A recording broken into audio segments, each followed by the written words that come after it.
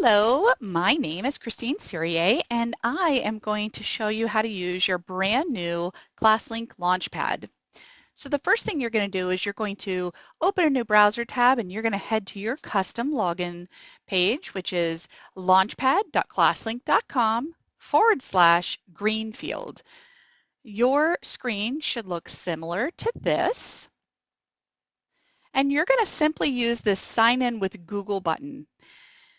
You're going to use your Greenfield Union School District Google address to log in. I'm going to talk about what this little button here does later, but for now, everybody is going to be signing in with Google.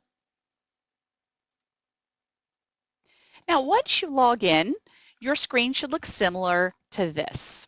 And I say similar because each one of us, depending on what our role is, it might look just a little bit different.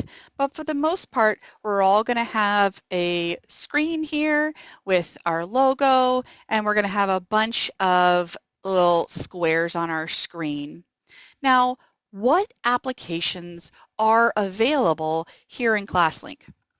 Well, some of them are automatically assigned to your Launchpad here, to your My Apps screen. So I see I have Benchmark Clever, I have PBIS Rewards, I have Google Classroom. I have several applications that are assigned to me already. If I hover on them, I see I have this little lock.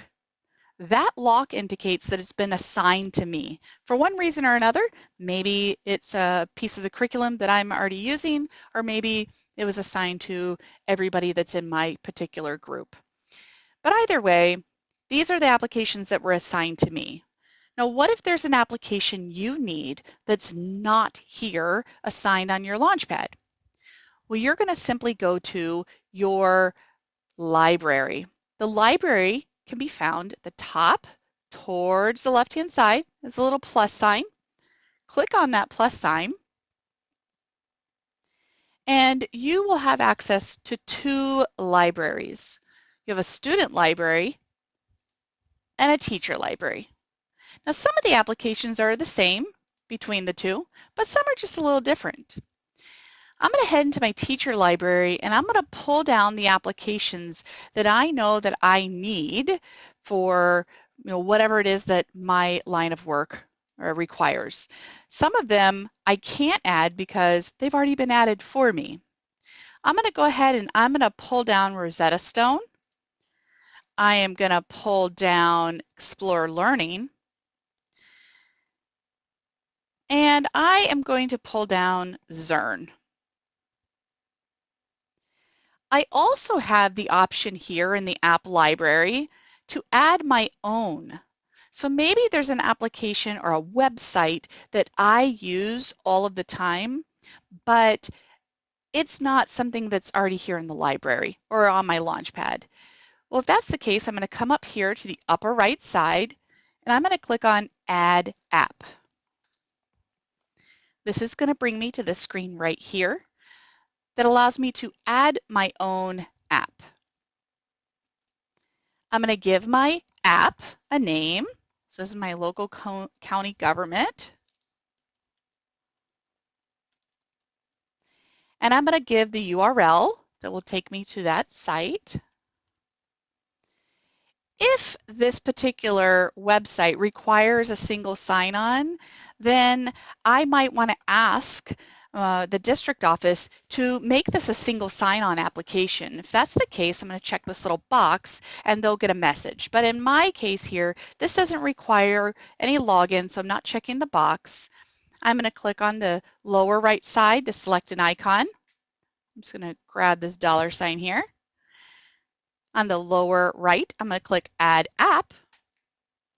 And now here is the application I just created that is the URL I told it to go to. I also see the applications that I pulled down from the library. And if you notice, when I hover on these, there's not that little lock here because I have chosen to pull these out of the library versus the other ones that had the lock and have been assigned to me.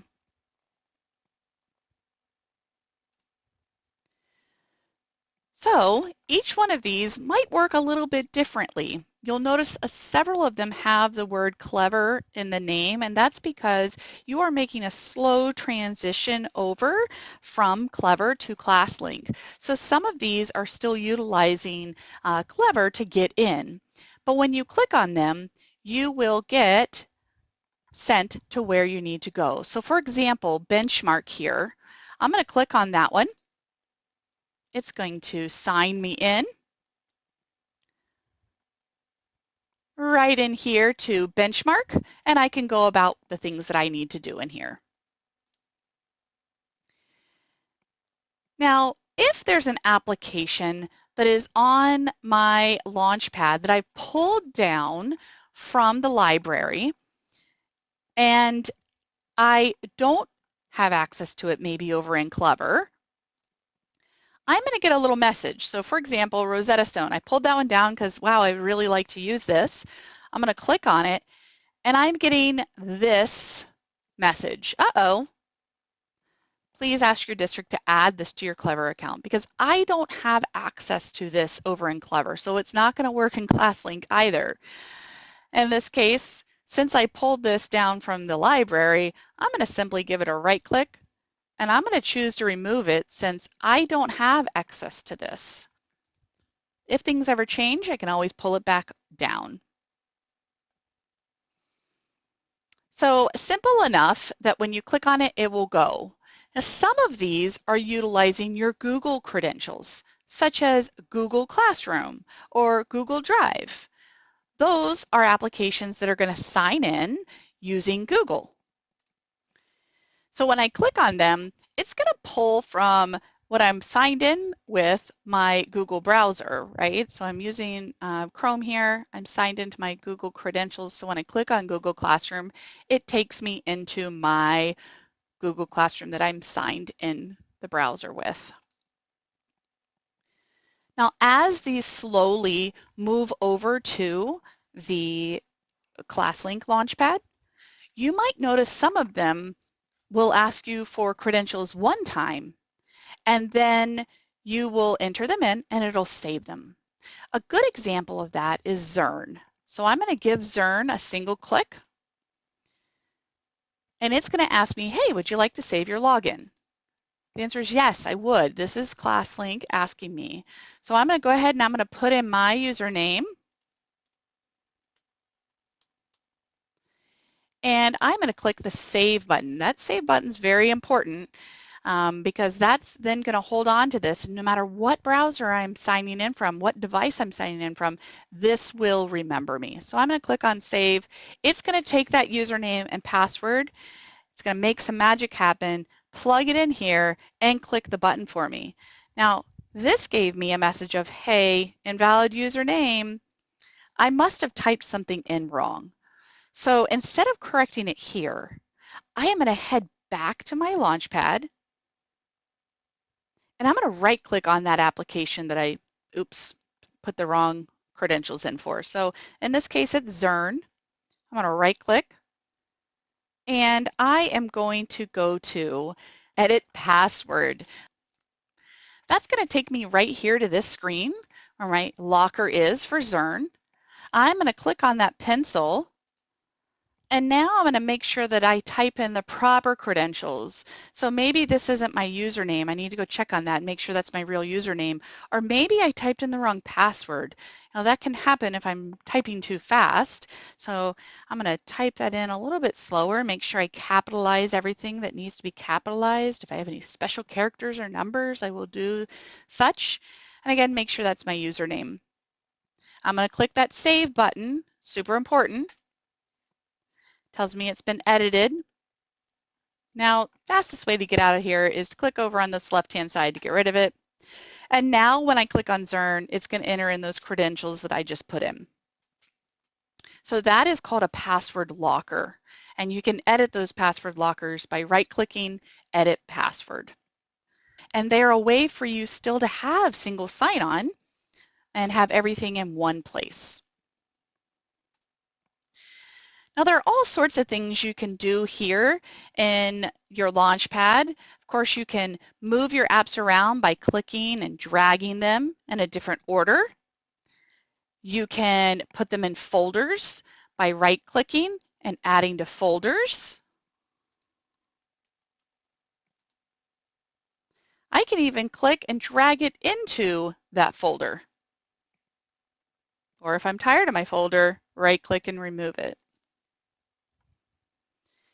There's also settings that you can mess with up in edit mode or over in your profile settings, but we're not going to get into that today, so I can keep this nice and short for you. I do want to get into my classes. My classes are available to teachers who have students assigned to them. If you have students assigned to you over in your student information system, which is Aries, then you should have a little backpack down here in your favorites bar for my classes. Your students will also have this backpack for my classes. So before we get into my classes, everybody's Launchpad, everybody's My App screen is individual to them. So this is my Launchpad. If I move applications around, it doesn't impact anybody else. The password that I put in there for Zern doesn't impact anyone else, not my students, not my teammates, it's just me. And that goes for your students as well. So they will have their own Launchpad that applications are assigned to from your district office, and that is theirs. Now, let's go into my classes, because this is a place for you as a classroom teacher to have a little bit more control. So I'm going to click on my classes, and I land here on my dashboard. And I will have a listing of the classes that I'm scheduled to in Aries. In this case, I am just scheduled to one. And if I'm a student, I'm going to have the classes that I'm scheduled to in Aries. I will probably have more than one. I'm going to click on the class that I want to look at. And I have several options over here. So you have announcements and whatnot, but I want to really talk about apps because this is where the teacher has a little bit of control.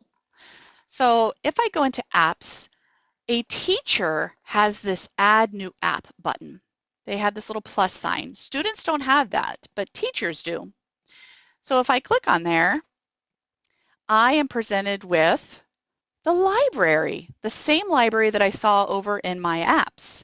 And I can add them here for my students in this class. So for example, benchmark. Maybe this is something that I want to use for this unit. I'm going to add this. I'm going to exit out. And now it sits here for my students. If I hover, you see I do have a remove button, but my students do not have that button. Only teachers can add, only teachers can remove. So now as a student comes in here, they will only see the applications that the teacher has assigned to this class. And when you're done with that, you can remove it.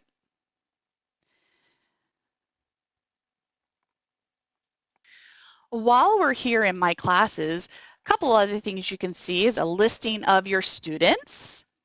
You can see analytics on each individual student. You can also click on activity and see a heat map here of how much time students have been spending in the Launchpad. Of course, nobody has logged in so far, so it's a little bit empty. But as they log in, little squares will appear here with times. And what this is it's calculating how much time this particular student has spent in the Launchpad. And if you click on it, it will tell you what programs they've accessed in the Launchpad. All right, so I'm going to exit out of my classes and come back to my Launchpad here. I do want to talk about one more thing, and this is really specific for your TK through second grade teachers and students. So this button right here is for your students, your TK through second grade students, to be able to use quick cards. Now, quick cards are equivalent to clever badges. And again, these are available to your TK through second grade students, and they would click on that icon, and a camera would open up, and they would flash their quick card, and it would log them in so that they don't have to enter in their Google credentials. So how do teachers print the quick cards? Well, I understand that the first set will be printed, but then new students are going to come and whatnot. So let me show how TK through second grade teachers will print those cards. So I am back on my Launchpad, and if I am a TK through second grade teacher, I will have this Class Quick Cards app. This is one way to print quick cards. There's another way I'm going to show you in a bit, but I'm going to open up this Class Quick Cards app. Again, here's my listing of my classes that I teach. I'm going to click on my little quick card for my actions. And these are my students in this particular class. I am going to make sure there's quick cards generated for everybody. And then I'm going to click on this print button, and it is going to print quick cards for everybody in my class.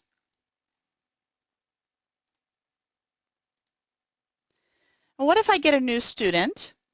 Well, I can just make sure, again, those quick cards are generated. I can come over here and use the little orangey yellow printer button just to print for one student if I needed to or if I wanted to.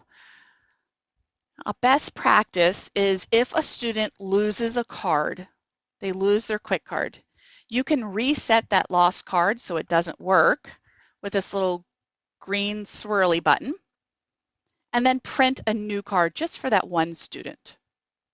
Don't reset this code here with the green swirly button unless you want to make the one you've already printed out no longer valid. Now, the second way that you can print quick cards is in my classes.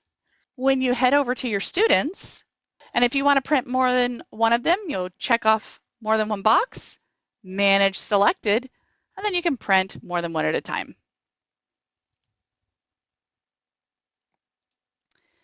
All right, well, I hope everyone has a wonderful rest of the day and a spectacular school year. Thanks.